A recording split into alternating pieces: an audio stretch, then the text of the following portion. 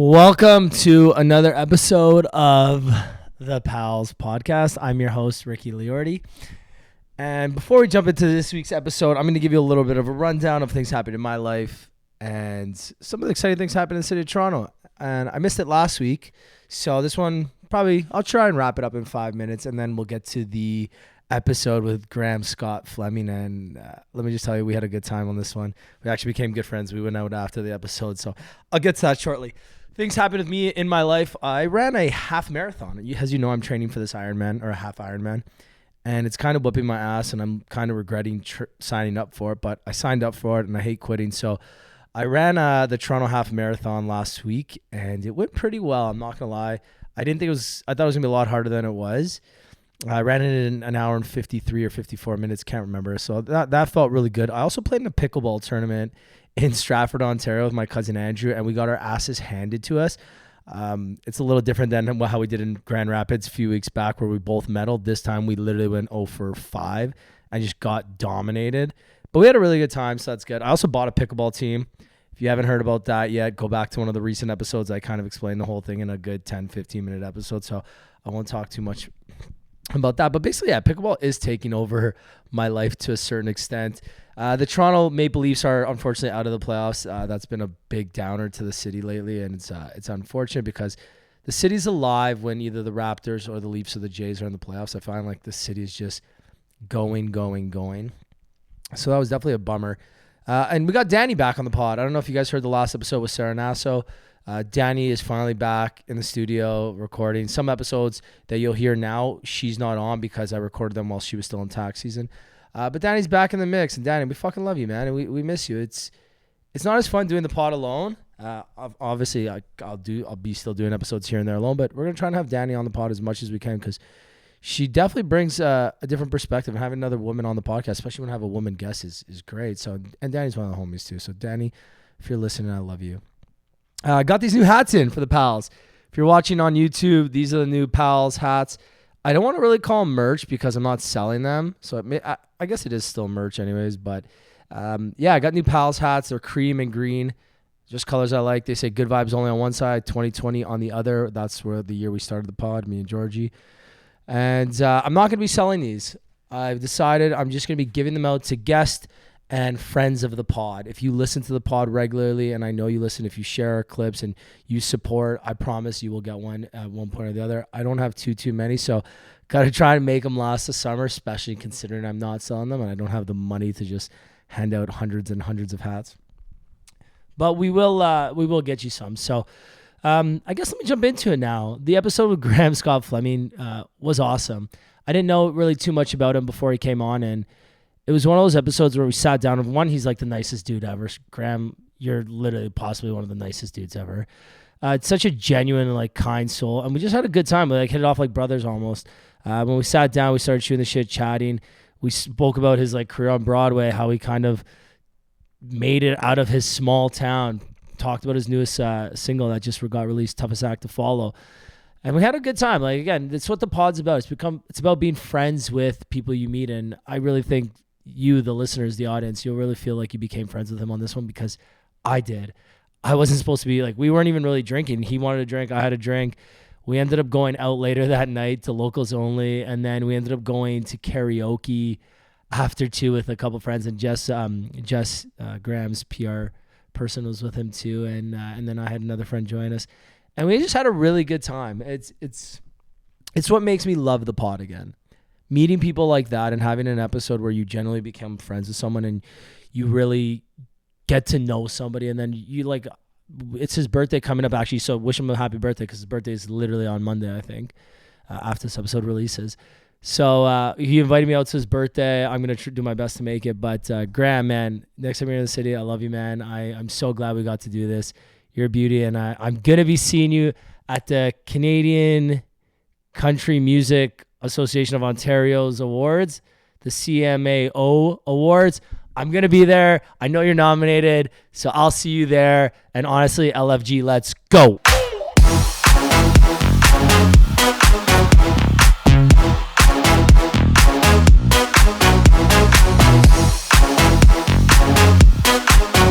You're not alright.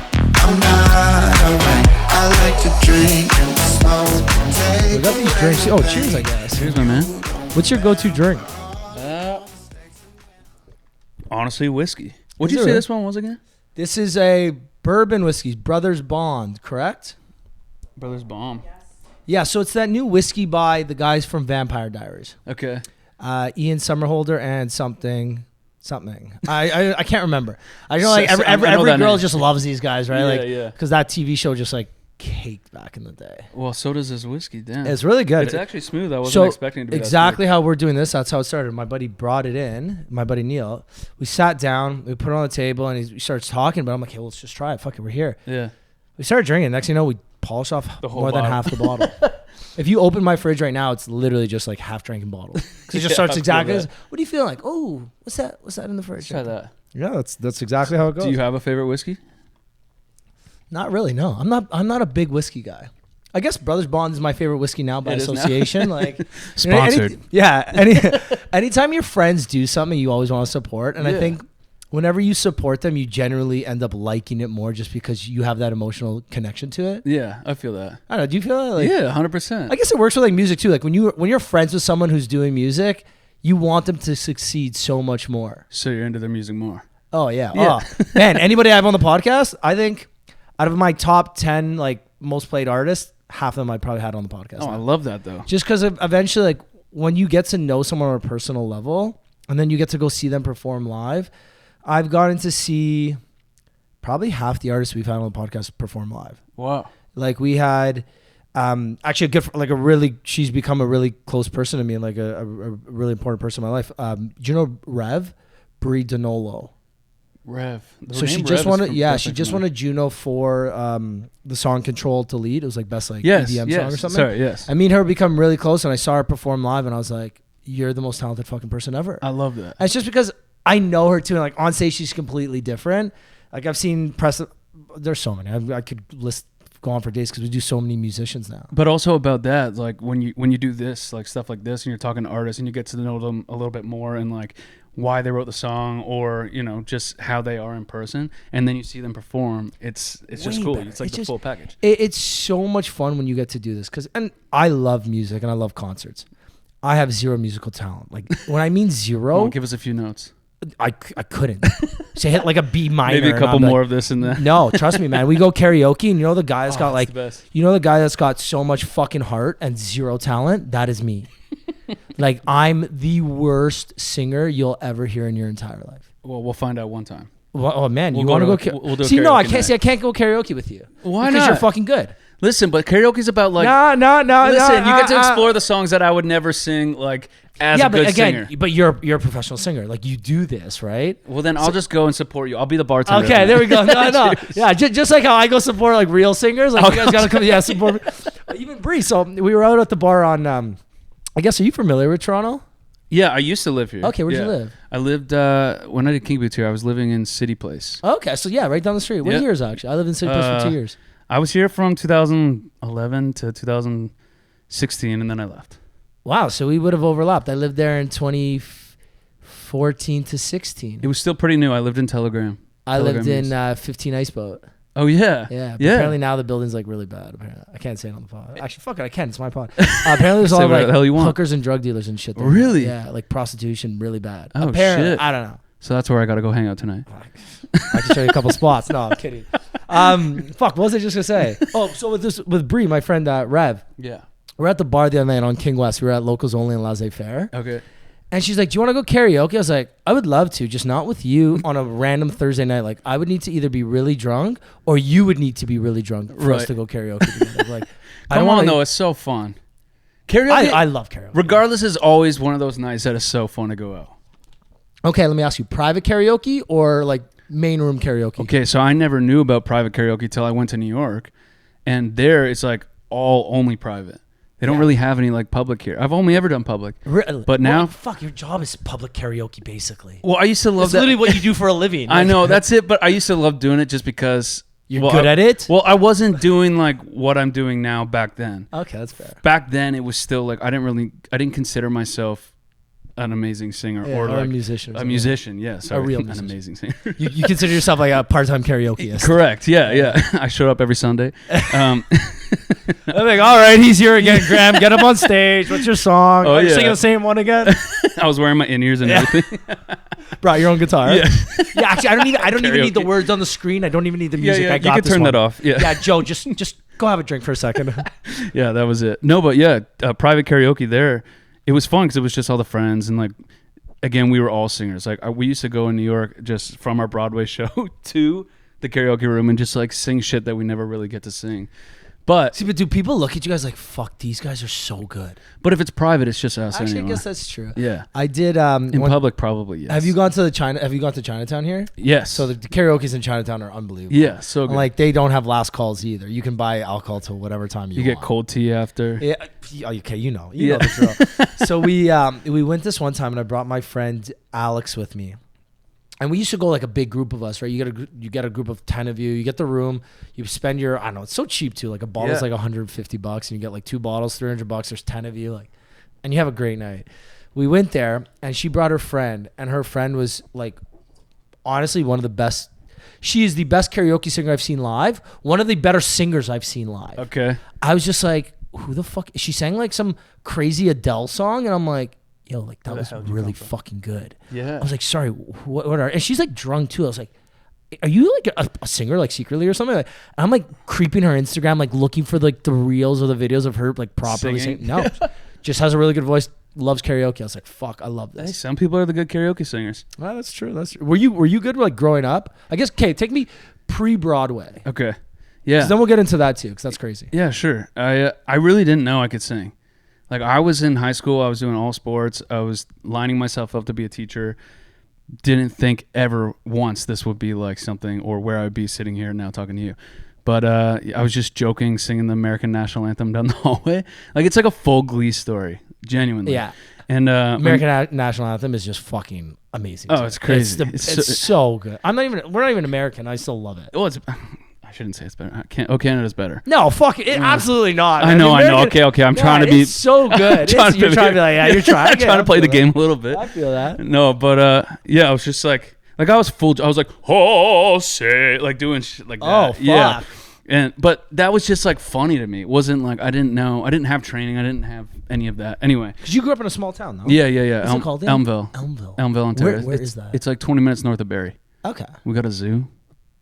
Okay. And fun fact, we do have the purest water in the world. Really? It's a weird fact, but yeah, like they have all the scientists from everywhere come in and like test it, and it was fully tested. Some of the purest water in the world. Oh, well, fuck, look at that. Yeah, so if you want to come get some pure water. Well, I'm in Barrie every now and then. Dude, we have like a spring tap. People actually line up to fill like big jugs of water up in it.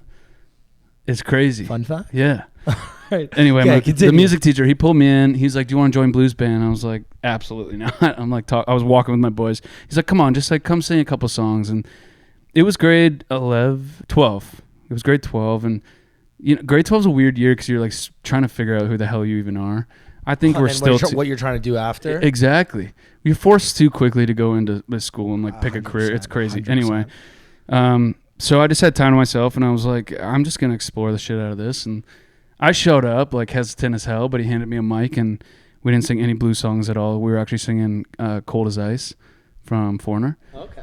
And I grabbed the mic and I was singing, and you know I knew I could follow a note like karaoke. I used to do karaoke at the bowling alley all the time when I was younger, but never once again did I think I could sing. And I just remember the feeling of like, oh shit, this feels good. All right, I can fucking do this. Well, there's something about it that felt good, like singing with a band. Like I've always just sang to tracks, but like we were singing with a full band and it felt really good. And I'm like, what do I do now though? Like what does this mean? And I went and I switched all my courses. I started to take vocal. It was like 2 months into the semester too. I switched to vocal, production, and what was the other one? I think it was songwriting or something like that. I didn't even know we had that in our school, to be honest. Yeah, but it was the best thing that ever happened to me. And that year I ended up joining this contest at Kicks 106. It's now Pure Country. They were throwing. It was called North of Nashville Star. And I just signed up. Again, it was like one of those things I just showed up, like signed up, not expecting anything. And I ended up winning, which is crazy. And I got to open for like some of these people that I've been listening to on the radio for forever. I don't know how far you want me to go into this, but keep going. Yeah, no. So did that, and I'm like, oh shit, this is like really happening. My parents are like, what the F are you doing? Wait, Kate, did your parents understand that like this could potentially be a career, or Absolutely they were like, not. Okay, typical parents. I think they're like, I think it took them till like 4 years ago, and now I've been doing this for a long time. Yeah. But yeah, no, it was. I think all of us were just like, oh, this is just a fun little moment. I'm still gonna go to university. I'm still accepted, and I've already accepted into Windsor.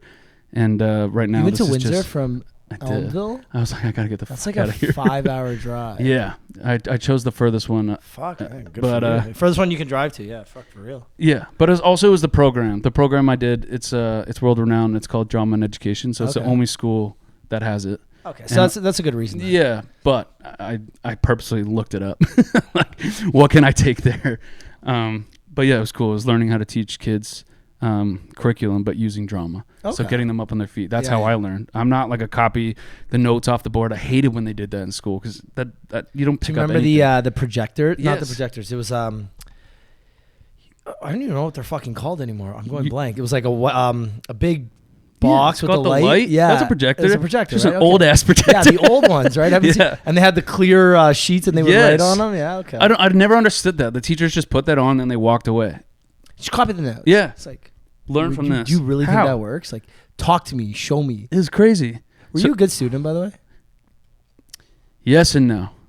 I was valedictorian. I feel like so bullshit. You were definitely a good student. No, but I'm saying yes and no because I was suspended in grade 6 for telling the teacher to F off. Don't do that. Grade 6. But your balls hadn't even dropped. You're telling me you're badass in school. Give me a break. No, I wasn't badass. I was not you're focused. Valedictorian. I wasn't. Of course you're a good student. Listen, I wasn't focused. It took me a while to like when I was doing that shift. Like I said, like I didn't know who the hell I was. Grade 9 and 10, I was still getting kicked out of class. I was skipping school. I just didn't give a shit. And it took a couple teachers to kind of rally me in, and including the music teacher who was, I don't want to say grooming me because that means something different now. I like that. So he was showing me a different way that I could go about life. I'll just say that. Okay. And I turned myself around. I became the president of Students Athletic Association. I was doing all the sports. So you're doing sports and music at this point. Yeah. And you're still getting good grades. Yeah. And you're trying to tell me that you weren't a good student. I was after. I would say from grade 10 and up, I turned shit around. Okay. Yeah, it was fucking amazing. It was teacher's pet for sure. Hey, it works out, man. Sometimes it works. It did for me. I was that student where I was like, I tried really hard and then I just do stupid shit too. Like I remember my vice principal, he always just pull me in and when I went to private school in Toronto and I had an older brother, so school knew my family. Right. At one point, me and some buddies, we were like trying to tip over the minibus. Like we know we can't tip it over, but we're just like trying. But you tried. Vice principal comes, we all run, grabs me, brings me to his office. And you always say Mr. Liordi, and I was like 15 or something. Mr. Liordi, what would your mother say if I called her right now and told her what happened? I'm like, she'd be pissed. Yeah. What would she say if I told you I suspended you right now? I'm like, please, she'll be really pissed. And I was fucking scared of my mom, scared of mom. Yeah. It's like, if I call her right now and I tell her she's got to come get you and you're suspended, how pissed is she? She'd be really fucking pissed. It's like, all right, remember that. Don't do it again. And kick me out. I'm like, damn. All right. And did you tip a bus again? Fuck no. But I did something else stupid. You know what I mean? Well, that's high school though. Yeah. We're all little shits. And I feel like teachers understand that. They're just trying to be. Most of the teachers that were in my high school had just got into teaching. Okay, that's so fair. Now we're friends. Okay. Which is kind of. Yeah, because you're probably. Wait, how old are you? I'm 32 now. Okay, so my age. Yeah. Are you 90? Yeah. 91. 90. Oh, so I'm 32 in May. Oh, so happy birthday. Early birthday. When's your birthday? Yeah, almost. May 22nd. You know what? I'm going to do my best to release this as close to your birthday as possible. Oh, that'd be sick. Well, then it's like a little birthday. And then should we go to the Jays game and get a little drunk? Buddy, I'm actually, my May's a little bit busy. Oh, so you're declining my first invitation. But no, already. we can do something. Wow. Where no you birthday May 2 hanks for? for me. You want to go to Nashville, May 2 for a weekend? Oh, shit. Country singers love Nashville. I know that. I go every 3 months, so yeah. Done. Let's go. Okay, maybe. All right, let's see how many drinks we have this podcast. Let's see how many drinks we have this podcast. That's it. I love that. Okay, so sorry. Wait, let's rewind a little bit. Yeah. We're at the point, valedictorian, you're graduating high school. You still Yeah. went to Windsor. You enjoyed the experience there. Yes, yeah. So I did the contest. Then from there, they tried to send me to acting auditions, but I was like, I'm going to school. That's what my parents want. Blah blah blah. Fair. And at that time, I thought I wanted that too. Did you still want to be a teacher at this time? I still would be a teacher, and I think maybe the cards aren't done of that yet. Okay. Maybe later on in life. Like I have a passion for teaching just because I didn't learn the same way, or I didn't learn the way I wanted to learn in school. That's fine. And I know there's a lot of kids who feel that way. So like not breaking the chain, but like kind of refining the system. yeah. So again, you wouldn't be that teacher that just goes and writes shit on the whiteboard. Exactly. You'd actually, like, make we an did effort it. to Like teach I was in a grade 8 class and we got them up on their feet. We moved their desks all aside.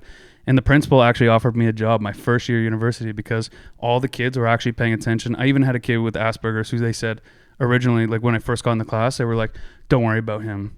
He won't partake in anything. And I'm like, okay, perfect. So that's my project now. I got him writing in a journal, just like scribbles and whatever. And then he started writing like what he was thinking on the class. And then I told him, tell me how you would run a class, like what you would want to do. And he wrote exactly what he would want me to do. So the next class I did exactly that with all the kids. And their faces just glue up when he stood up and started participating. And then from then on, he participated in every single thing. It's because I gave a kid a chance. That gives me goosebumps. Like it's just such a heartwarming episode, like a heartwarming moment. Yeah. It made me. That was my project from the beginning. So it felt. I feel like you're just a fucking nice guy, eh? Is he just like the nicest guy? I try to be. I feel like you're just such a nice fucking guy. I just wish people gave people more of a chance.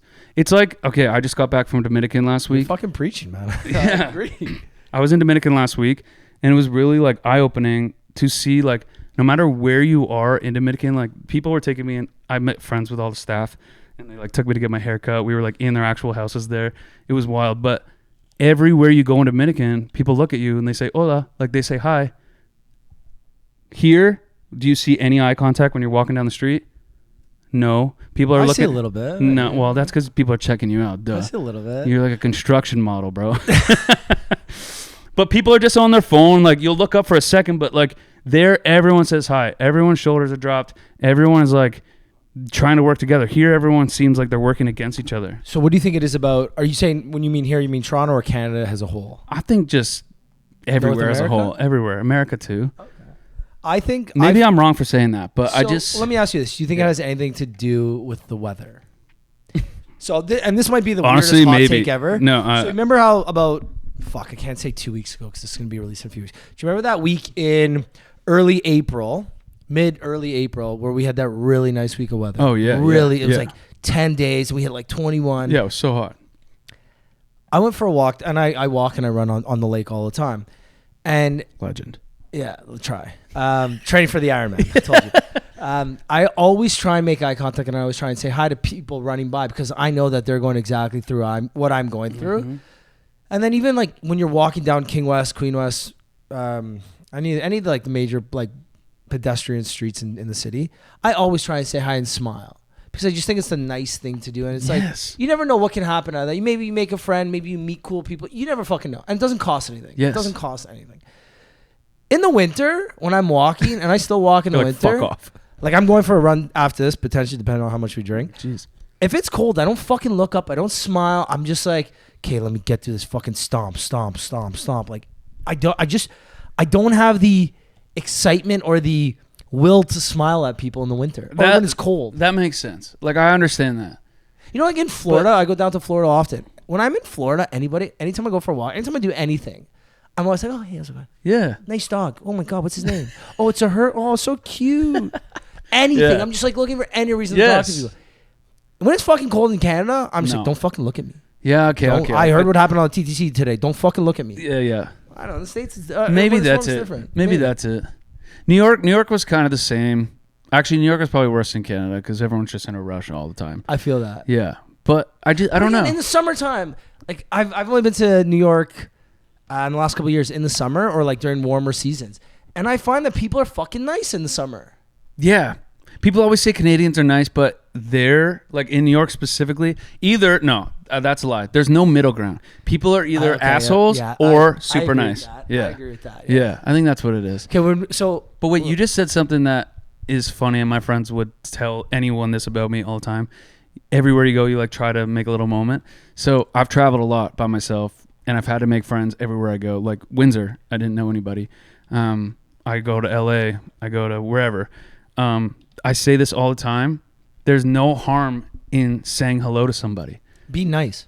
Yes, because you could either end up with the best story of your life or a friend for life, Or if no one wants to talk, then you end up exactly where you were before.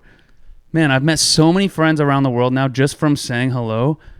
It's the best feeling I'm too. so aligned with you on that. Yeah. And some people, so I'm like an extrovert. I'm very outgoing and very social. I love making friends. I love meeting new people. And people are like, oh, how do you go places alone? And I've been traveling alone a lot lately because George, my retired co-host pal, he's now got engagement. He's got a wedding to pay for. So we don't travel as much as we used to together. Right. So a lot of times I just go alone. I got no problem going alone. I was just in LA alone. I was in, where else did I go alone recently? I can't remember. Anyways. And I have no problem. I went to Miami alone. Just sitting at a bar, smiling.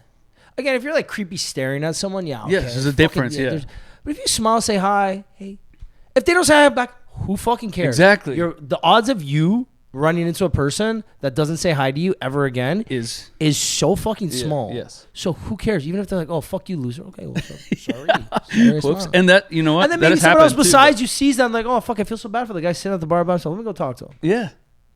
All the time, dude. All the time. It's crazy. And some people are like, oh, I don't know how you make friends when you travel alone. I'm like, I make more friends when I travel alone than when I travel with my more introverted friends. Because when I'm with my more introverted friends, I'll be like, and like I have a friend who's single, is kind of an introvert.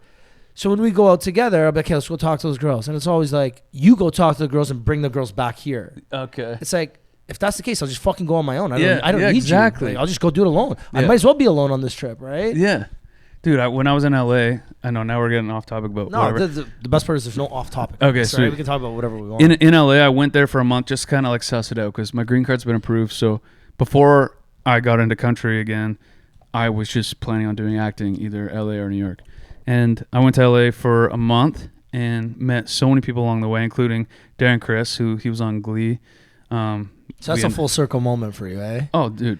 Because your story is fucking Glee. I've had oddly so many full circle moments. It's crazy. Like The Foreigner, we'll come back to that. From Cold as Ice, we'll come back. I got to keep notes here. This is where Danny usually comes and writes this down because at the end when I'm like, looking at her, anything else? She's like, oh, yeah, we want to hear The Foreigner story. Right. Yeah. I'll come back. Remember that. Just remember that one.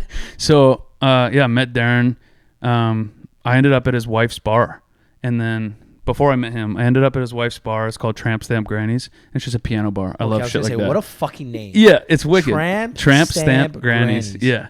Just a piano bar. It's so fun. They have a lot of parties there. Gotta check it out. And so I went there, met a bunch of friends. I was friends with the bartenders. Again, started talking to everybody. Met friends with them. Came back to New York, and I was just at a bar, and Darren Criss walked in to the bar I was in. I walked over to him. I was like, hey, man, like I was just at your wife's bar in L.A. He's like, oh, cool. We started chatting. He's like, do you want to come do karaoke? He's like, do you want to come do karaoke with me? So I went with him and his manager, and then I sang with him, just some freaking Broadway shit. And his manager was like, we should talk. He's like, are you going to be in LA anytime soon? I was like, fuck yeah. Booked the trip. Went back for a month. But yeah. I am now. I went back and I talked to them about music and this and that. Met Darren and him. And then obviously went back to his wife's bar. But then I stayed there for a month that time. And I just met a whole bunch of people along the way. And 30 people that I met, my birthday was at the end of the month. 30 people that I met came to my birthday at Tramp Stamp Grannies. Just 30 random people. So my birthday party was nobody that I knew a month prior. That's wild. That's just from going to random bars or like going to shows and talking to people there. And yeah, I didn't know anybody. And now I was just in LA beginning of this year, and I met up with them again. Like, it's so cool. And then that is also like the power of like social media and how easy it is to for stay, sure now. stay Yeah, in for touch sure. with people and like to connect. Man, everything you're saying, I feel like me and you are I know very similar. we'd be a good travel buddy. Oh man, fuck. The best part is I work for my family business too. So any like long weekend for me to just get up and leave is so easy because I work for my family business. We don't really work on weekends. Even if we do, I have my phone. I don't have a wife or kids, so I don't really have any real responsibilities outside of my work. And I have enough points that I can basically fly anywhere in the world anytime I want. Right. I have a hookup for hotels, so I get cheaper hotels than the average person. We do need to hang out with this guy more. So the only thing that costs me money are these fucking stupid drinks. Like if you see my Amex bill in Toronto, my Amex bill, I kid you not, it's like Uber, Scotiabank Arena, drinks, concert tickets, drinks, concert ticket, Uber Eats, like That's it. Damn. Because I don't even shop anymore. I just wear shit that people give me, like this sweater. I was gonna say I love that sweater. Isn't it beautiful? Yeah, where's that from? There's a band called John Famous. I actually bought this one. Actually, I lied. I bought this one because I wanted to support. He supports. They're a band from Toronto. We had them on the podcast too, and I bought this at their concert. We had them. I didn't know anything about these guys. And Trav, if you guys are listening, I fucking love you. By the way, they're a little 2-man band. They got a lead singer. I guess the other one plays guitar or bass or something. Then they have a drummer or whatever. They came on our podcast. I knew nothing about them. Our old podcast used to be episodes were about an hour and a half. Okay. We had them on a Saturday or Sunday, like midday, sun shining. I think we had a 3-hour episode with them, and we crushed all the booze. So you were pounding. We crushed all the booze we had in the studio. That's the only reason the episode probably ended. Because again, when you're 4 people, it's like me, George, and the 2 of them. Yeah. When one person goes to the bathroom and one person gets up to make drinks, you don't even skip a fucking beat. Right. Yeah. Like for sure. You don't even notice that someone's gone. Right. We went 3 fucking hours, and the second time we had them on, we ended up all going out after have you been to Parlor in Toronto? No.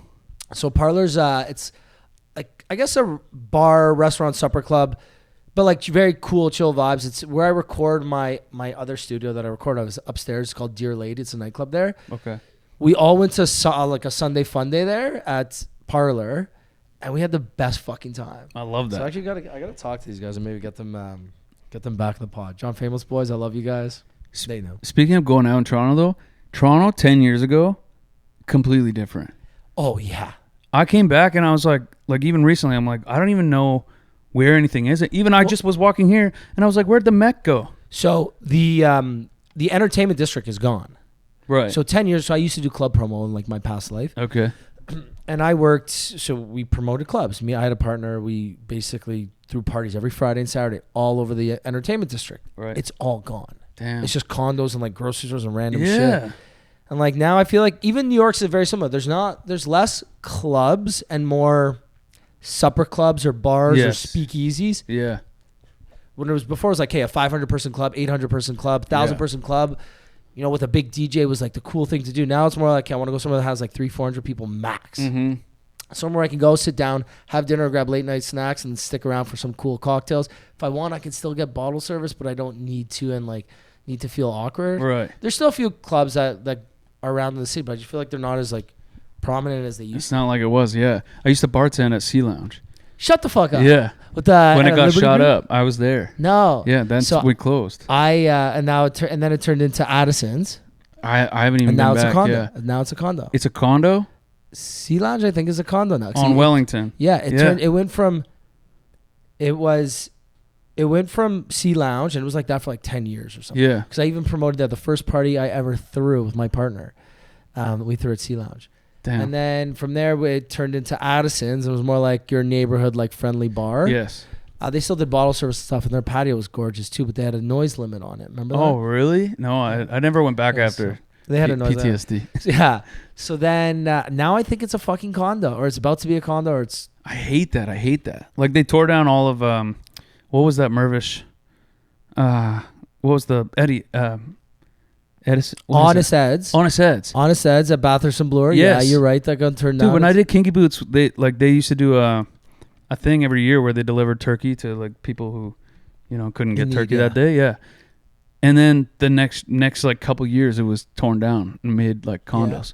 Yeah. What the hell? Condos are going up everywhere. Yeah, all the like I don't want to say culture, but like all the like fun shit that made Toronto is like all now sky rises. It's such an interesting thing because. Georgie used to say it's interesting all the time, but we shout out Georgie. The city of Toronto I think has evolved so much, and in a lot of sense, a lot of good ways. Like we're the most multicultural city in the world. Yeah, right? Like our sports teams are bringing in different fans from all like aspects of the world. But I think there was a lot of little things that Toronto had that are now gone. And in 10 years, there's going to be even more Toronto things that are gone. And it's like I know nobody probably really cares, but like government nightclub.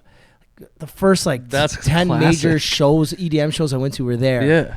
I remember the club. I was a club on, it's just up the street from here. Front and John, I think. Not Front and John. Adelaide and John, maybe. It was 3 stories. Oh. It's where it's right beside the movie theater. There's a Milestones there and a Marshall's. Yeah. Across from the bowling alley. down the street from the Hooters. Fox. No, oh, it's near Fox on John right now. No, it's underground. No, UPG. No, Wasn't there? No, UPG's right here. Oh shit. I live next door to the underground. There's From another my balcony, underground we can too see down it. there, isn't there? Oh, we can see the underground from right beside. Oh, I'll show shit. you right after. Can you Google this? It's gonna fucking drive me nuts. Nightclub that went. It was 3 stories. Was it? Oh, Peacock? No. Peacock was right here too. I think it's like Adelaide and John. I think, or Richmond and John, and it turned into a Marshalls and a Milestones, and now the Milestones turned into something else. It's right beside the movie theater. Not Fox and the Fiddle. No, it was like 3 or 4 stories. No, Madison's uptown. Anyways, well, we'll get it. Can't think of it. Yeah, we'll come back to that. Okay, where are we on this whole Glee fucking full circle? Oh shit. Okay, so we're at Windsor now, Yes. and this is the best part because you know what? If I Googled all this about you, I wouldn't be able to. I wouldn't be as interested. But now that I didn't, I'm even more interested. Oh, So we're at this Windsor story. Okay, you graduated Windsor for teaching. No, okay, dropped out. So was in there first year, and But you made your high school look so bad by giving you valedictorian, and you didn't graduate university. listen, and also they gave me all the scholarships. Nobody knew about the scholarships. That was one thing that was pissed about school. Like, I got close with the teachers, so the guidance counselor was like, "No one is coming in to apply for all these," and I was like, "No one told us to." Like, thank God I talked to you, and I walked out with like fucking 10 scholarships. Unreal, good for you. Yeah, it was good, but you just had to fucking put your name on paper. Windsor. Okay, Windsor, and then I got an audition for Rents that was happening in Toronto, a Okay. theater show, and Like rent. good for you. like rent. That's fucking Yeah. cool. So I know Rent, and I know nothing about theater. Yeah, I know Rent. It's a classic. They actually just they're putting it on right now in Stratford, but got that audition. Again, just bust like to Toronto. I wasn't expecting anything, and I ended up booking it, which is wild. Like, I was called the Squeegee Boy, and but for rehearsals and school, I was traveling back and forth on the train from Windsor to here, and it was crazy. And then whatever, graduated first year, second year, like doing that show, it was again like being in the room singing Foreigner for the first time. It was like, fuck, the audience was so cool. My town took like coach buses to come see me here in Toronto from Elmvale, which was wild. And I was like, fuck, I don't know. Like, going back to school versus being on stage, it didn't make sense to me. It made sense for me to like try to figure this out. We're so young. I could start a new career right now. But they don't tell you that when you're younger. You think you have to do something that everyone else did, especially in a small town. You try to just follow the footsteps of the person before you. But when you're in a small town, people aren't escaping it much. So I was Man, me and you fucking see eye to eye a lot right now. Yeah. I have and sorry to cut you off here. The small town mentality of just following in what your predecessors did, and like following your father's footsteps and following his grandfather's, and like, don't get me wrong, there's nothing wrong with it. Yeah. But there are always people in every fucking family that are meant to break the mold. I agree. They're not meant to follow suit. They're meant to do something different. And a lot of times in small cities, because you're not so used to seeing the rest of these opportunities and seeing the rest of the world. Now social media is starting to change, because now like you get kids from bumfuck nowhere that are becoming TikTok stars because they make fun of videos, or they like look at the Kambambe Lambe, whatever his name is, the black guy that does the whole yeah on TikTok. yeah He's from like some random spot and he's blowing up. Yeah. All these, now there's new opportunities. But when we were growing up, small town kids did exactly what their dads did, or what their moms did. Yes. You know, it's like, hey, my dad worked at the factory. I'm going to graduate high school. I'm going to work in the factory. My dad has an electrical business. Let's say you didn't even love that. It's like, that's what you just did because that's what was kind of there. Yeah.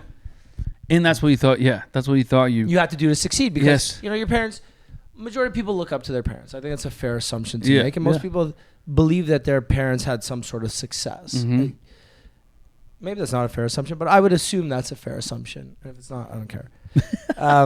I look up to my parents too. Like, even me, a lot of things I do, like I follow my parents' footsteps and I follow my dad's footsteps. But then I break the mold every now and then, because that's what I meant to do. Exactly. But living in the city, you have those opportunities. You're able to break the mold a little bit more often than not. But fuck, good for you for really breaking the mold. Well, here's the thing too. No one in my town really was putting that pressure on me. I think it's just something that I was growing. Like, my dad owns his own business as well, And he is a success story. Like, we didn't have a lot. And he worked his ass off, as well as my mother and her job. Worked his ass off and created, now a big business. But I knew working for him, and I did work for him a couple times, but it's not what I'm meant to do. It's not what my body was meant to do. Fuck, man. Yeah. You're just taking words out of my mouth here. Fuck. I was going to say, I'm like, people are meant to do certain things. Yeah. You know what I mean? Like, I agree. But I'm glad you realized yours. Well, that's when, so now we're coming to second year, and I started living in Toronto, and I stacked all my classes up on a Wednesday in Windsor. So I was trying to make it here. I would drive Wednesday morning, do all my classes all day, which is fucking crazy.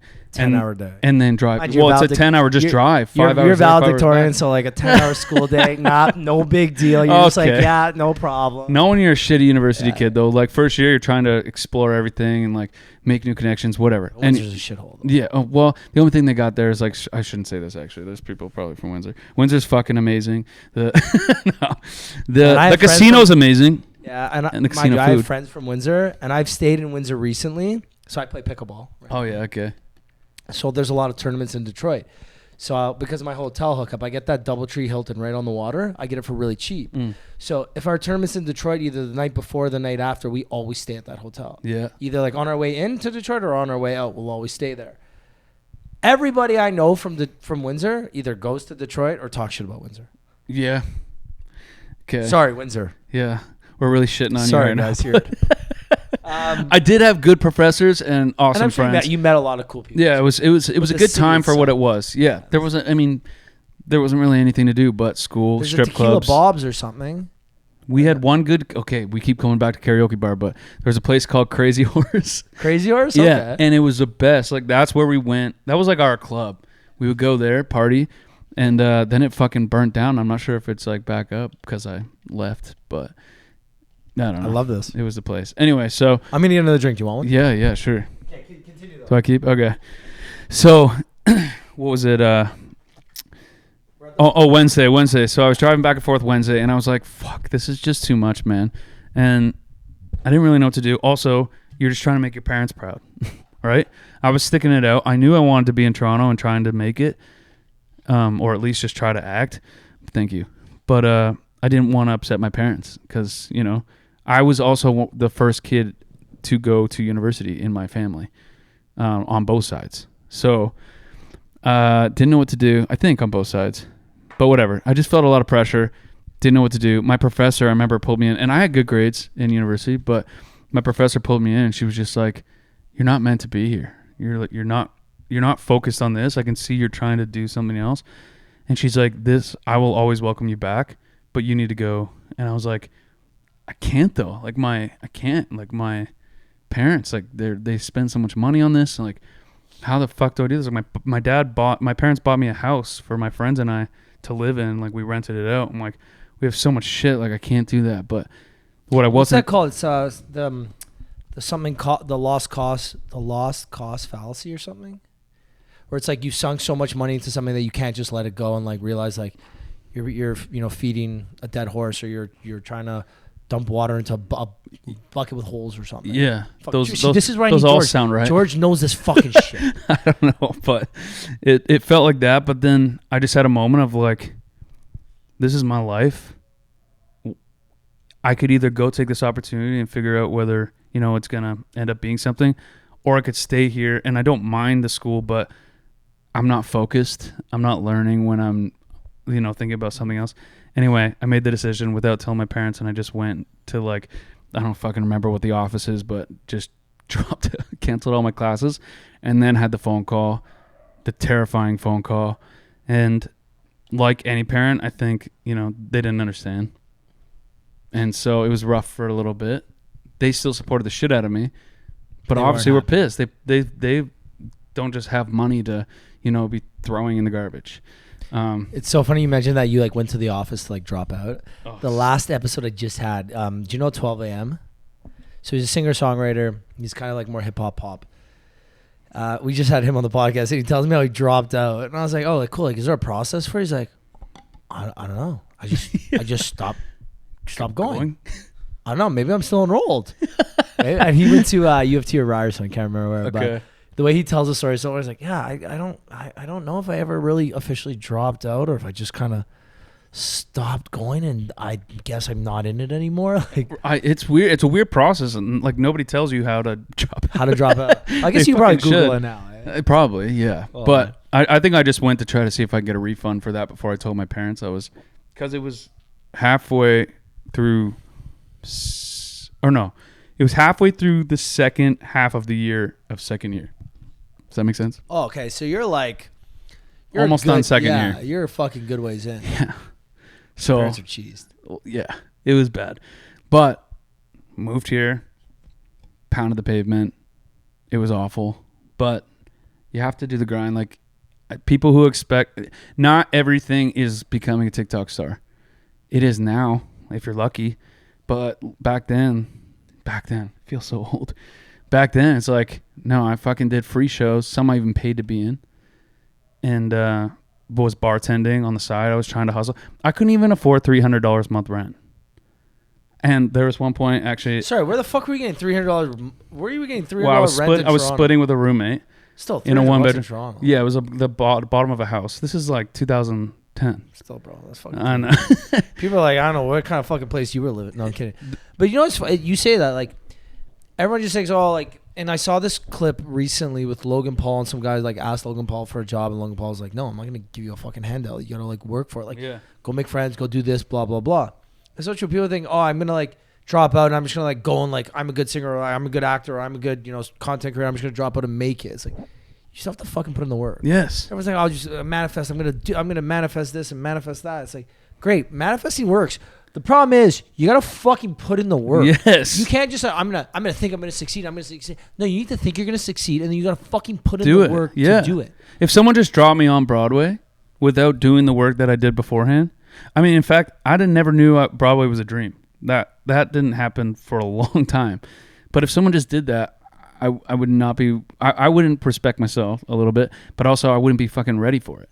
You know what I mean? Like I learned so much from pounding the pavement about everything in the business, not just, about a show. Like I learned how to be, like how to use my voice, how do you become a better actor, how to communicate with people. It's just like now being able to go to any city and talk to anybody.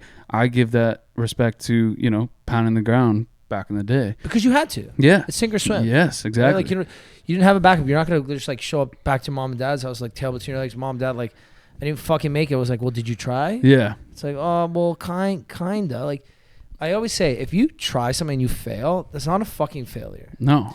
Me and George and our other buddy Dave, we started an app during COVID. It was a social voting app. We loved the idea behind it. We sunk, hundreds of thousands of dollars into it. We raised money. We tried it. We toured the U.S. for 2 months on an RV, going to every single like major college and university, from Toronto to Florida, Florida to Texas, Texas back home. Right. 2 months. We visited, I think it was like 20 states, like 57 cities, like 43 schools. It was wild. Right. We tried. We gave it our all. We tried to raise more money to like really blow this thing up, and we couldn't. And like we had to eventually like call it quits because we realized, okay, this sunken cost fallacy or whatever it's fucking called. We were just throwing money in a leaky bucket. Right. Throwing water in a leaky bucket. And it was a shame, but at least like we came out of thinking like we fucking tried our hardest. Like there were days where we didn't fucking sleep. Like, right. Days where you're just doing anything and everything you can, even like anything you can think of to try and make this thing work, because that was our baby. That was what we had to do to try and make it. We failed statistically or financially. We failed. We lost money. This app wasn't a success. But the shit we fucking learned. I was just gonna say that. Yeah. The shit we learned, not only starting your own business, like trying to compete with like Facebook and like all this stuff. Like when we launched up, the day we launched up, I think we had like top 10 most downloaded apps in social media apps in Canada. Damn. So you had like TikTok, Facebook, like LinkedIn, blah blah blah blah, and like 10 was us, which was like what amazing. The fuck? Yeah. And we learned so much. And the thing is, the biggest takeaway is it's like you can't stop fucking trying hard. And then eventually like, you need to know when to call it quits. But if we didn't try hard and we just failed, it's kind of like you would look back and think, okay, what else could we have really done? Yeah, we look back and think, yeah, what else could we have done either way? But at least we know we fucking gave it our all. Mm-hmm. We tried so fucking hard. And like, I remember those days, like just Like I talk about, I work hard now and I like, I do a lot of shit, but like, I fucking take 45-minute lunches because I got the fucking time. Yeah. Some days I go to the gym at lunch. That's how much fucking time I have. Back then, I didn't have that luxury because I was like basically trying to work 2 full-time jobs almost. Just to make it. Like even if I'm at the gym, I'm walking on the Stairmaster or I'm walking on the treadmill just so I can keep working, check my emails, send out more emails, like try and figure out plans. Like I was looking at budgets, trying to figure out what the fuck we could do to make this thing succeed. Right.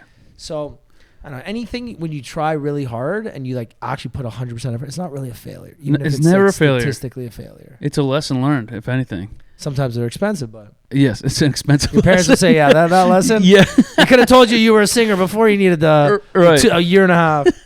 But that's what so back to like auditions and going off of this, it's like I did all the free shows. I was working my ass off trying to make it work. Bartending at night. I got to bartend for some pretty freaking cool people. Like I was bartending for Harry Potter, Julianne Moore, Jessica Chastain. You got the Harry Potter glasses, right? I know. You've heard that before, right? Well, fuck. And then Ted Bundy had to come out with a goddamn show. I'm like, and everyone thought these were the Ted Bundy glasses. I'm like, I had these before the freaking show, right? I dressed up as Dwight. You watched The Office? Yeah. So I dressed up as Dwight Schrute for Halloween last year. The only problem is when I originally bought the glasses, it was like ironically at the exact same time that came out. So I posted a picture. Like before, I was like, guess what I'm being for Halloween? It was like a mustard yellow shirt and the glasses. Everyone said, and everyone's like, Ted Bundy. I was like, no, but I didn't want to like answer the question. But like, I'll show you the videos after. I actually did a decent job. Oh, sweet. But yeah, anyway, it's so funny. So I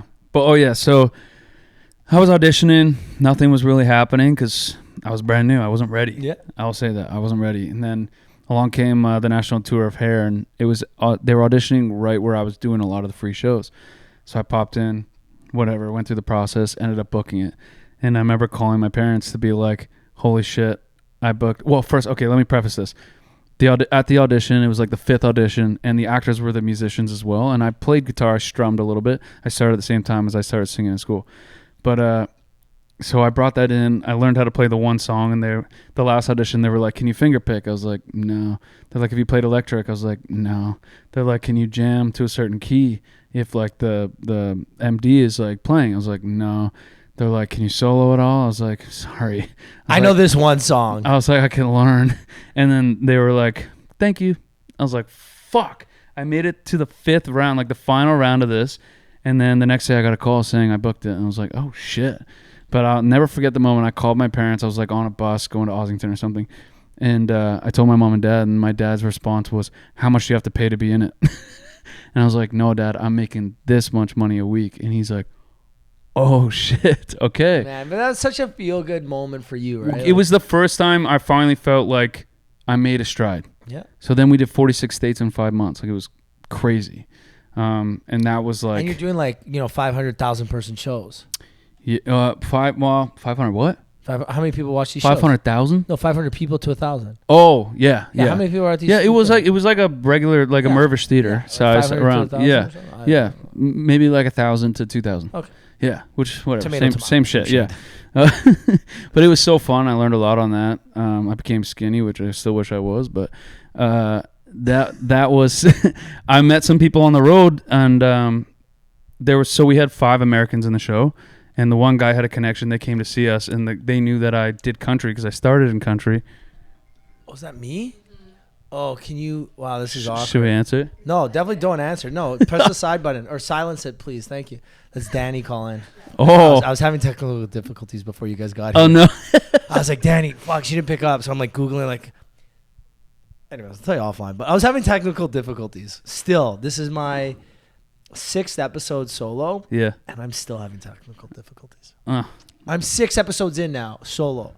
And I'm still having problems. But that's why you see I got the backup mic there. Oh, yeah. This last episode, I had fuck up with the mic. This Not going to happen. Learn from your mistakes. Get prepared. Doing my best. So we met these people. They knew that I was doing country music as well, or trying to. Like I started writing and playing the same time as I started singing, just all together. I wrote my first song the same day that I did that singing in the blues band. Okay. Yeah, someone taught me 4 chords. I went home and I wrote a song. So I've always known since then. Yeah, you kind of knew that you had this musical background then. No, I didn't know. You just more so did it for fun. It was just like the song was shit.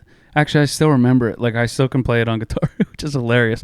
But Yeah, it was horrible, but it was like the start, and then I kept growing from there.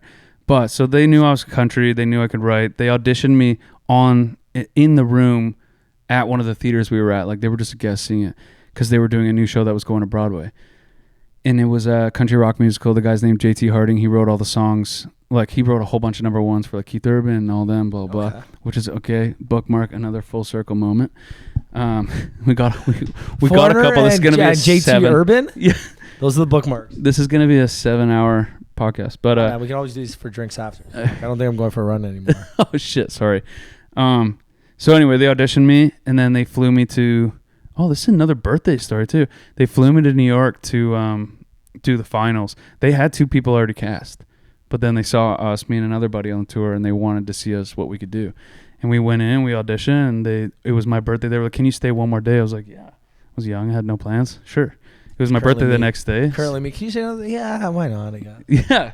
So they took us out for drinks, pulled in my birthday, and at 12, they told me that I booked the role. So it would have been that was my first New York show that I got. Country rock musical is called Somewhere With You, which is a Keith Urban song. So then I got to go do that in New York, which was absolutely crazy. And that's kind of where it all pounding the pavement, got the tour. Right from the tour, did New York, Somewhere With You, and I came back, and that's when Kinky Boots auditions were happening here in Toronto. And I will be honest, so I'm just gonna keep going. I don't know. I'm just spiraling now. But when I got back, the Kinky Boots auditions came up, and when I was in New York, it was amazing. It was an amazing feeling. Again, another rush. It just kept elevating every time I got to a better place and feeling more comfortable as a singer and an actor as well.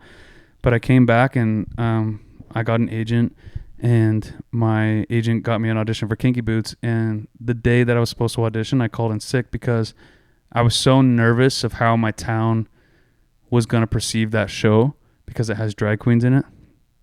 And I'm in a small town. I know it sounds crazy, but I grew up in a town. Well, I think all small towns kind of feel the same. They say words and they don't know what they mean.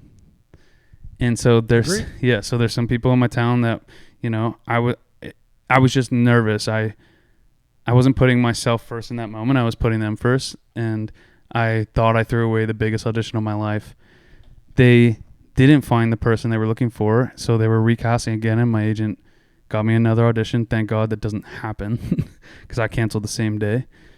And I went in and blah, blah, blah. They got me to 7 auditions, so I got to the finals, which every audition I was like, holy shit, this is happening. And they really, I knew they wanted me to get it because they were giving me extra help. They were pulling me into the back to teach me how to deliver this lines because they knew I could sing it, but acting it is a different story. And so whatever, I took it all in. I was like, fuck it. This is my chance. Why would I ever throw away the reason I dropped out of school? Who cares what the show's about? And not only that, it's an important message. And who cares what other people think? Well, it takes you a long time to learn that. And it's tough when you're young. Yes. I was 22, 20. Yeah. I was a baby still. It's so fucking tough. You don't think you're a baby at early 20s, but you're a baby. You run the still. world. You're invincible. Yeah. So I went in for that last audition, and it was Jerry Mitchell who directed it, Harvey who wrote the book, and all the major producers of the New York production, Broadway, and it was 20 people. And I went in and I was like, fuck it, this is my chance. I gave everything that I had and I sang it, and they gave me one note because I think they just wanted to see, what I could do with a note. Did that, and then they said, oh fuck, this is crazy. They said, what is your go-to karaoke song? Shut up. This is the theme of karaoke, dude. So always my go-to karaoke song is Feeling Good, Michael Bublé. So I said, Feeling Good, Michael Bublé. And he said, okay, sing it. And I had it in my book, with me. And I was like, okay, I'll sing it, but you come up and dance. They said, what is your go-to karaoke? Because they wanted to see what I would sing for fun. And I said, this is crazy. The theme of this is we got to go to karaoke one time. You know what? I would agree with you. Yeah, we're doing it. I'm good with it. That's crazy. So I did that, and I never... After an audition, you're always fucking stressed. But I feel like we should go karaoke tonight. I'm gonna text Bree So my friend, if she's available, we're going karaoke. I'd be down. Okay. I need someone good with me, so I got back Let's up. go. Are you good, Jess? Great. Actually, you sing too? Oh, am I good? For karaoke? No, I know you're good. Yes. This is a work thing for you. If he comes, you have to come. This is a work thing. I will observe. Come on. Okay, so you suck. You suck at singing, though. Pardon? You suck at singing. Absolutely. Okay, so Come me and you on. can suck, and then they can be the good ones. Okay, we're good. Okay. I was just gonna say I don't think anyone sucks at singing, but that's a fucking lie. Are you my favorite? Are you fucked? My favorite are people. My favorite are people that really think they're fucking amazing though, and I hate to say that. It makes me sound like a dick, but it's just fucking hard to watch. So I perform like I'm in front of 50,000 people. You should though. Everyone and should. I have the heart. Like who's a performance that you've seen perform where you're like, that guy gave it his all? Like and live, was good. Live, in real life, yeah, it was good. Oh man, there's a guy named David Phelps. He's fucking. So insane. I am David fucking Phelps. Yes. But with like, who's the guy from the American Idol audition that sucked? Richard something. Oh man. Whatever. You know that guy I'm talking about. Well, yeah. He did It's not Living the La Vida She Bangs Loca. guy, is Yeah, it? She bangs. She Yeah, bangs, yeah. she That bangs. is me. That is fucking me. Come on. But Give yourself some credit. I got so much heart, man. I got so much fucking heart. And I know my words too. I don't fuck up lyrics ever. Oh, that's me. I have like That's 3 songs I sing like every time, and I can some of my eyes closed just. I love it. Okay. Okay, so back. karaoke, Kinky dude. No, Kinky Boots. Kinky Boots. Yes. Fuck, we're all, okay. Sorry. We can go late. Don't worry. Okay. So we're at Kinky Boots. Yeah. You landed the role. I got the call, landed the role. It was insane. And I don't have to go through the whole story, but like, I'll say my Cindy Lauper story because that's fucking crazy. She was my boss she wrote the music Cindy for. Lauper, Cindy fucking Lauper. She's Cindy Lauper. I got to introduce. So this is like coming full circle from my parents, not believing that this is a real job. Yeah, or that it could be. Introducing your parents to Cindy Lauper is a pretty freaking cool. Your dad was probably like, holy fuck. I just got chills again. Like Cindy fucking Lauper. Yeah, I have the picture of it. I'll never I have their picture that I was like, Cindy, will you take a picture with my parents? And I like went and took it. I'll have that picture in my brain for forever. But I'll never forget. She came because we rehearsed for 6 weeks. Then we moved into the theater and we have previews. She came to see the preview, and after every show, I take a shower, and I heard someone knock on my door like over and over, and I was like, 1 sec, like I'll be out. Boom, boom, boom, boom. I'm like, okay. I come out in my towel. I'm just like thinking it's a stage manager to give me notes or whatever. And it's Cindy in like her hairnet and her sunglasses. She was like trying to be incognito. But she just like came in the room. I'm standing there in my towel. And she's like, oh, I just love your passion. I just love the way that you sing my songs. Like, just take it further. Take it further. I trust you. Just take it further. And I'm like, well, like, I'm standing in front of Cindy fucking Lauper. How do you fucking hide towel. how do you hide a boner in that moment? Like, I'm joking. We gotta take that out. But no, I was just it was fucking wild. Like, I mean, it's her music. Like, it's like, as now a songwriter who has songs out there, your shit is so fucking vulnerable to how you write it, and she has an image of how she wants it sang. So when the person who wrote it comes to you and gives you a compliment and knows that you could take it further, that's like the biggest. It's huge. Oh man, so that like gave me the confidence to just fucking plow through. And then I'll end my Broadway story, but there's also so many sex jokes I could have just made there. And I didn't. Just take it bigger. You should have went. Plow through. Okay. Just saying, I didn't. But. That's the title of the episode is Plow Through. Karaoke or something. Yeah, shoot. So whatever. Finishing the acting journey, like I finished Kinky Boots. Or sorry, at the end of Kinky Boots, I got the audition for Broadway. They were, I don't know why, but Miss Saigon was auditioning in Toronto. They auditioned everywhere around the world. I think we had 32 different countries of people in our show eventually. But so they auditioned, and I'll never forget some guy that I was doing these workshops with. I wanted to sing Why God from Miss Saigon. This is like back in the day. And it's very classical, and I have a very like pop rock style voice. But I want to sing Why God. And he's like, you'll never sing that song in real life, so why would we sing that, blah, blah. I'm like, okay. So now I'm auditioning for that role, singing that thing. And out of everyone in Toronto, like, they pulled me the next day for the dance call. I'm not a fucking dancer. They pulled me for the dance call. They knew I couldn't dance, so they put the choreographer right in front of me, in front of everybody. He's trying to teach me. I'm like, dude, I just need, I can get it, but I need time. Like, these dancers here in Toronto, that's their job. They're amazing. Like, they can pick it up in 2 seconds. I can't. Whatever. We all finished the dance call. I go out, I'm like, I just fucking bombed that. Like, they're like, who wants to go first? I was like, I'll do it. And I went and just made an ass of myself. But whatever. We leave the room. They're like, Graham, can you come back in the room? And everyone was like looking. And I'm like, shit. I come in, they're like, we want to fly you to New York for the finals. And I'm like, holy shit. So 8 shows a week, Kinky Boots. Finished show on Sunday. Flew to New York. My audition was Monday morning. Had 2 auditions Monday. And then on Tuesday morning had 2 auditions because they were matching you with people now. They have to like see how you'll react with the Kim, this person. Flew back Tuesday night for the show. Wasn't expecting it, but I got the call for Broadway, which is just fucking crazy. So I'm trying to speed this now, go through this acting, but finished Kinky Boots, did a Hallmark movie, my album for country. Wait, sorry. What Hallmark movie? Oh man, it's a cool story too. I won't go too long. It's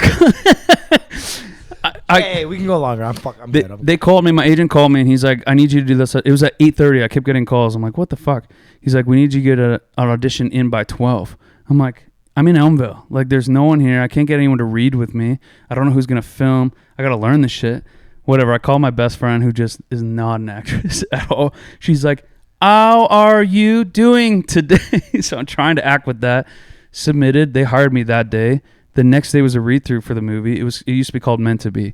So, and the lead of it was Bonnie Somerville, who was Ross's girlfriend and Friends. It was pretty cool. So I showed up the next day. I'm with all them. Like, we're doing the read-through. And the guy they had previously hired, so obviously I was a last-minute replacement. They had a guy from LA who couldn't play guitar or sing. And at this time, I could play guitar enough. But, so we go through the read-through, and it says my character sings like Jingle Bells or some shit. It's a Christmas movie. And so I started singing, and they like stopped the read through, and they're like, "You're a singer?" And I was like, "What? I thought that's why you hired me." And they're like, "No." And then whatever, we do the read through. They're like, "Do you write music?" I'm like, "Yeah, I'm writing my album right now." They're like, "Do you think you can write music for the movie?" I was like, "Oh, I could try. When do you need it by?" He's like, "Well, we start filming on Monday." This is Friday.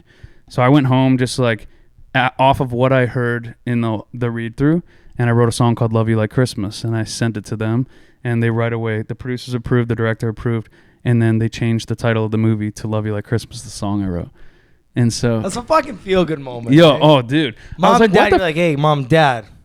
Hey. Yeah, exactly. Everything was happening though. Like, "Hey, how much you have to pay for that one, Graham?" That's exactly. I mean, listen, they turned around because it went boom, boom, boom. Like, finished Kinky Boots, got the movie. I also did an Odd Squad, like a TV show. It's a kid show. Booked Broadway, did my album. And then went to New York right away. Like, everything was just happening, falling in line. Was working, doing amazing things, and then fucking COVID hit. And, like, I was just getting to the fucking top of where I've always wanted to be and what I've worked for the past 10 years. And then COVID hit. And I was like, fuck, what do I do? I was so into the story, I completely forgot that COVID was, like, had to come into this at some point. I know. Like, I completely Sorry, that's why I was trying to that hype it up a little that bit. it was going to come in. I was like, oh, man, this is such a feel-good. How are you here with me right now? It's like COVID. But then COVID hit. I'm like, fuck. The theater's closed. I moved back home. Didn't know what to do. Elmvale. We got a zoo, freshwater. Population, 20,000. 20,000? What's the population of Elmvale? It was 1,200 at one point. I think it's like maybe 2,000. One gas station, one grocery store. Grocery store also like partakes as like the local bar as well. Probably. I fucking wish it'd be better than the one we have there. Whatever. That's another story for karaoke later. We'll talk about that offline. But I don't even know where we. Okay, so we're COVID now. COVID hit. Moved home. This is music. This is the part that the PR people like. This is yes. Jess is sitting here like. This is why we're here. Yes. This is why we're here. This leads us to the single. She's interested now. Yeah. She just woke up. This is where we're at. Yeah. No. So COVID hit, and I was like everyone, like, what the hell do we even do?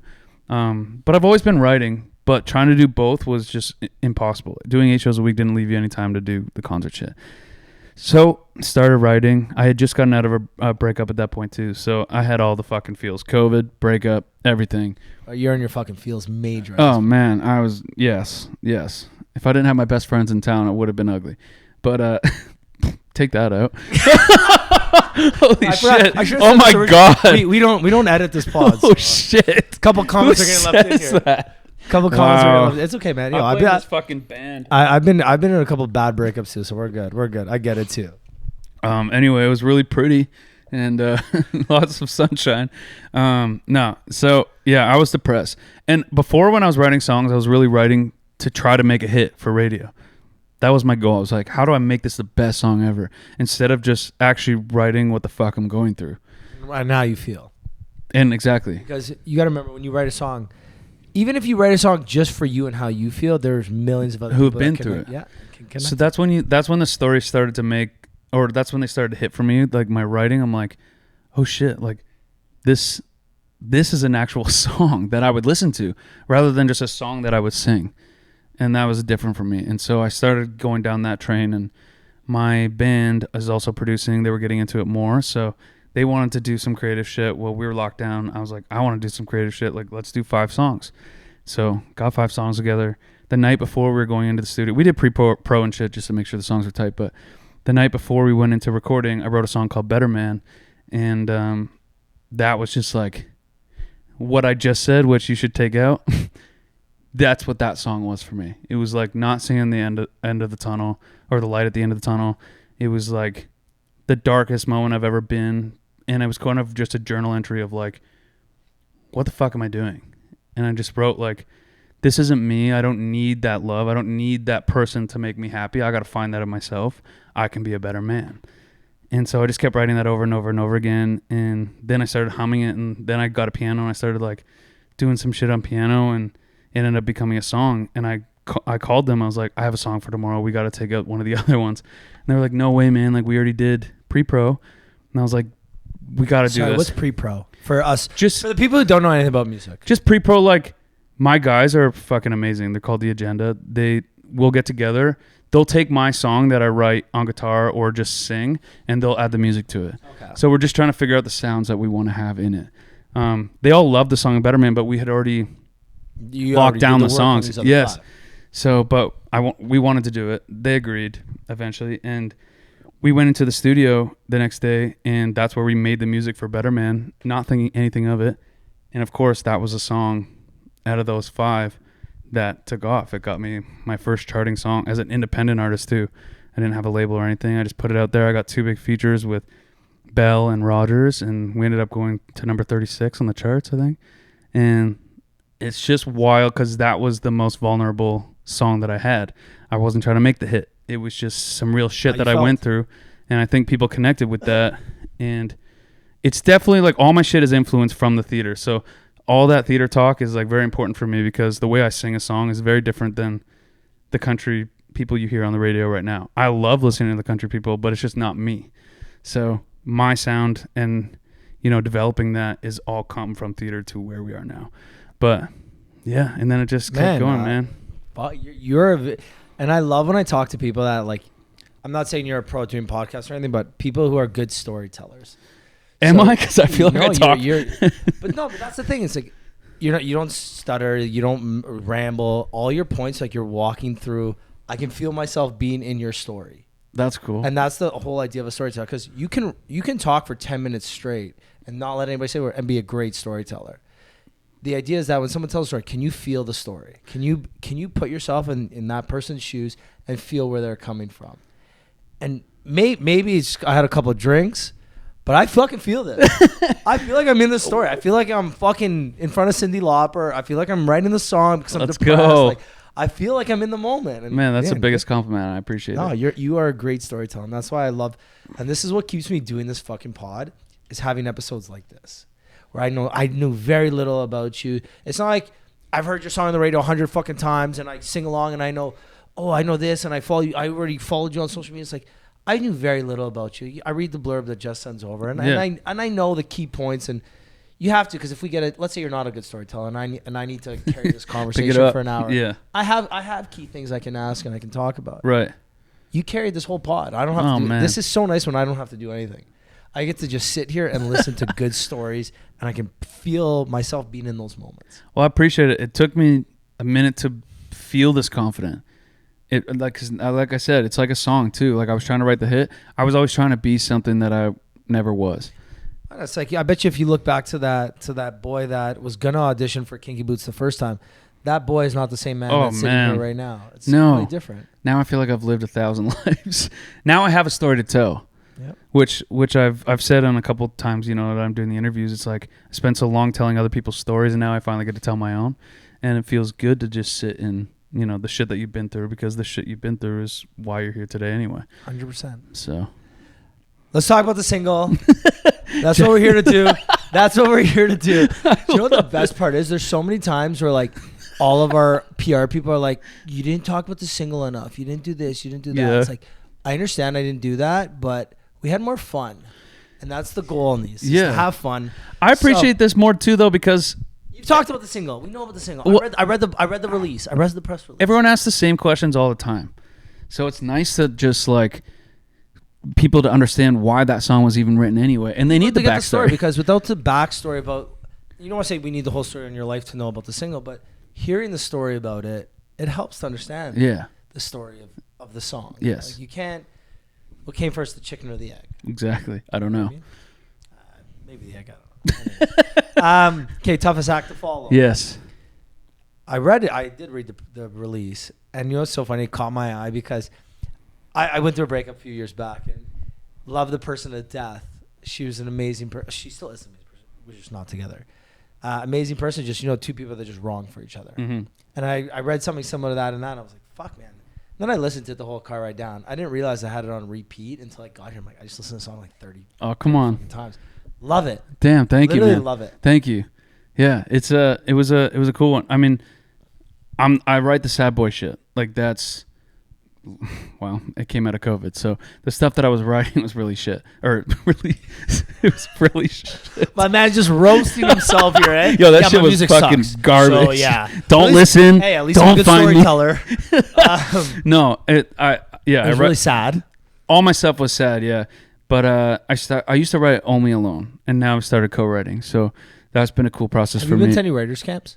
No. So I just found out what those were, because of this podcast, and hear about like these writers' camps. Like these are wild. You just like sit in a room with like other writers, and it's like, hey, today we're producing a Graham Scott Fleming song. Okay, let's do this. We got 3 hours, then you got to play it at the end of this. Mm-hmm. I think it's just like it's such a wild concept. It's like go on a first date and share your first date with everybody as soon as you're done. That's literally and if it it. sucks, everyone's gonna critique you. It's literally it. Yeah. But it's also everyone has a different style of how they want to write, which is really cool. I can see the purpose of it. Yeah. Yeah. So now when I go to Nashville, though, like I book 2 rides a day. So like it does feel There's like no writing when we go, eh? When we go to Nashville, we're just going partying. We're on a drinking tour. That works for me. You can play if you want. I'll be there to watch you play, but we're just drinking. No. We'll just be in karaoke. Except you'll be on stage and I'll be singing along to your karaoke on stage. Yeah, sure. No, but yeah. So I was always writing the sad boy stuff, which is fine. Whatever. But when I went to meet my friends, Vanessa and Madeline Merlot, I was just out of another relationship, and fucking lover boy over here. Oh God! I mean, listen, they were years apart, but I walked in, and so Madeline, she's freaking. I mean, like both these girls, Madeline and Vanessa, are both brilliant writers. But Madeline came in. We had never met before. I think we met maybe one time, but not like this. We're just in a house, and she's like, "I have this idea, like." Since you were on Broadway and like an actor, like it's like when the lights go down and the curtains close, you'll be the toughest act to follow. And I'm like, fuck, that hits good, because I write about like, oh, you broke my heart, or it's like, oh, I could have done better. And it's like, no, this time I know I fucking did everything that I could in the relationship, and this was not a me problem, it was a you problem. So yeah, when the lights go down and the curtains close, I'll be the toughest act to follow. Like it just fit right, and the song kind of just rolled right out. I don't know if you've been in a relationship like that. It's like, I think everybody fucking has. I think so. It's not me, it's you. I mean, it's one of those moments. When I caught you cheating, yeah, man, it wasn't my fault. It's not even about cheating. It's just like those ones where it's like, hey, I brought everything I said I was going to bring to the table. Yeah, you didn't. Yes, you shorted me. You cheated me out of. So it's like, I'm not saying physical or emotional cheating. It's like you literally cheated me out of who you told me you were. Yes, who you told me you were going to bring to this relationship. Yeah. I think everybody's been in a relationship where they've been with someone and then that person changes. Well, the thing with my ex about that specific song, and they know too, they were my best friend for years. We didn't know that something else could be. And then so you know that person, but you don't know the person when you're dating. And they are 2 separate people. That changed. Oh, big real time. quick. That changed Big real time. quick. So I know that, Say her name. No. we all have shit that we can work on, that you can't lie about. Like, I know I'm not perfect, but I know to you I was. And you did. And I think that's the difference of this song compared to my other songs or compared to any other breakup song. It's just, and not to mention the funky groove that it comes with. Oh, it's like an upbeat. It's catchy. It's like an upbeat It's fucking fucking song. catchy. Yeah. It's catchy. But yeah, it just felt good. It all rolled out. We loved it. The demo we actually did was really country, but I'm not really country. I'm not like, okay, that sounds horrible to say. Well, your voice sounds very country. I think everyone trying to label everyone and put everyone in such a box is just so freaking crazy to me. I'm like, why can't we just make a song that feels good and have the country elements, have the pop elements, whatever the hell it is, whatever you want to be. Like, I don't understand why we always have to be this person in a box. It's just like coming from the small town. I don't always have to be that small town kid. I can be wherever the hell I want around the world. In music, it should be the exact same and nobody should care. If you like the song, listen to it. If you don't like the song, skip. Me and you see eye to eye on way too many things here. Like, I'm not even kidding you. It's, so many things you're saying. I'm like, fuck, he's reading my mind right now.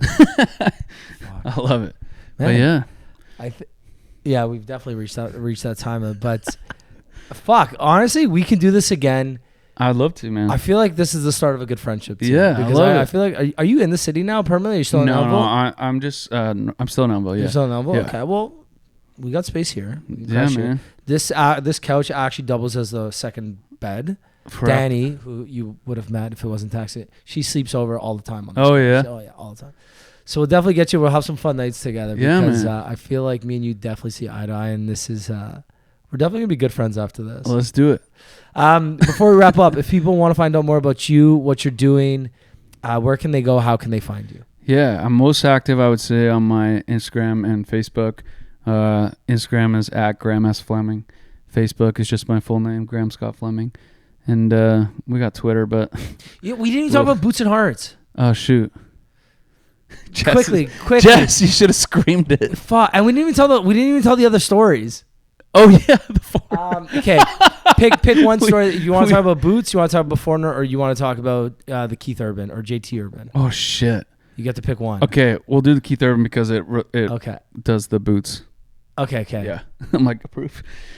So, we're doing Keith Urban. Yeah, so the day that I was opening that show in New York, Somewhere With You, the guy who wrote all the music, he wrote a new song for Keith Urban called Somewhere in My Car, which is a huge smash for him. And he was premiering it on the same day that we were opening the show in New York in Central Park. So the guy, JT Harding, who wrote the music, he went to see him premiere the song.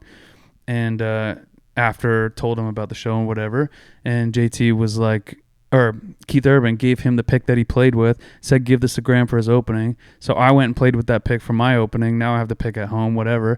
And now at Boots and Hearts this year, I'm opening for Keith Urban. That is a full circle moment. Dude, I have so many and it's so weird. Like, it all lines up.